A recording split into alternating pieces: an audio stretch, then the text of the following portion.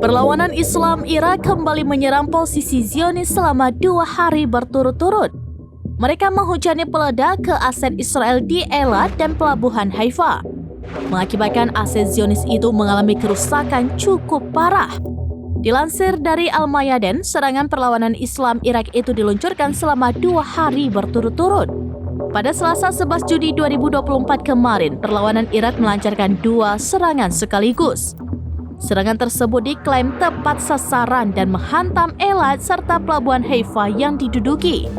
Kemudian pada Rabu 12 Juni 2024 pagi, perlawanan Irak kembali meluncurkan drone berpeledak terhadap aset IDF di Eilat, yakni situs al-Rashrash. Sayangnya, perlawanan Islam Irak tidak merinci total korban jiwa dalam serangannya itu. Perlawanan Islam Irak hanya menekankan bahwa rentetan serangannya itu sebagai bentuk dukungannya terhadap rakyat Palestina dan perlawanan mereka di jalur Gaza. Dalam laporannya, perlawanan Irak juga menegaskan bahwa pasukannya akan terus menargetkan aset berharga milik Zionis selama genosida di Gaza berlangsung.